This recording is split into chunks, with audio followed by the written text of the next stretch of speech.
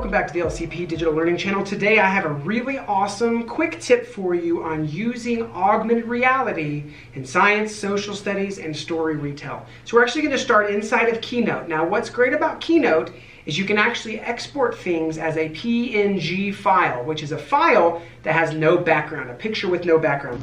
Okay, so one quick thing I forgot to tell you guys is the PNG pictures you are going to need to be made as a square. So I'm going to come up here to the three dots, and then under my document setup, I want to make sure my slide is a square, not a rectangle, because it will only import squares. So what I'm going to do first is I'm inside of Keynote right here, and on the background, so I'm going to press the paintbrush, where it says background, instead of choosing a color, I'm going to say no fill. So right now that just shows up as being black. But what it's going to be eventually is when I build something inside of this, it's going to be a backgroundless image. So what I could do is pull in maybe some text boxes or whatever. So allowing the kids to make some text boxes. Maybe they want to show some arrows. So maybe they're showing some connections of a water cycle or the food cycle or whatever. So let me show you some examples of things that I've made that the kids could make in their classroom.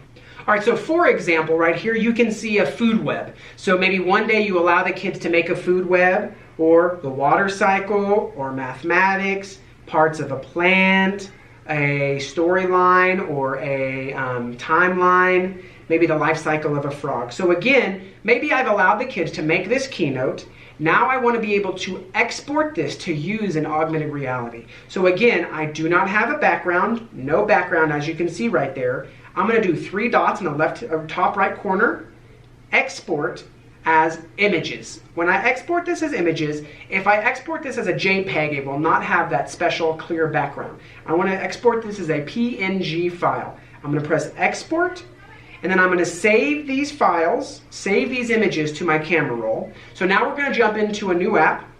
So the app we're jumping into, as you can see, is called AR Maker. So I'm going to press start. I'm going to create my own AR Maker app. So I'm going to come in here, press start.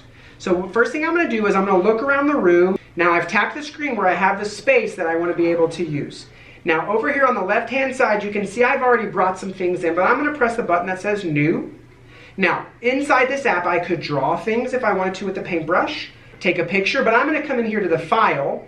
And so for example, right here I have that file, and you'll notice there's no background. So I'm going to press the check mark and say OK.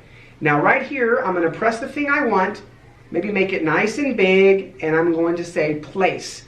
Now all of a sudden this AR food web is now in the room. If I press on the top left hand corner this little arrow, it goes away. On the right hand side of the screen I get a record button. So now as a student I can now record this. So let me show you what that looks like. Press record. So this is algae. It is the beginning of the food web, and it goes into, so prawns, carps, flies, and slugs. Now all of a sudden, when I leave this and go into my photos, here is the video I just made. Let's record. So this is algae.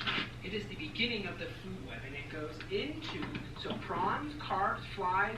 So again, I've just used that to be a AR presentation. I could do the same thing with a timeline, build it in timeline with no background using a PNG in the Keynote, export that as a photo, and then using AR Maker, I could walk through that timeline. So this would be a really great app smash of using Keynote to make PNG files, and then using AR Maker to do story retell, food webs, science, social studies. I mean, the ideas are endless. You use that genius in your teacher brain.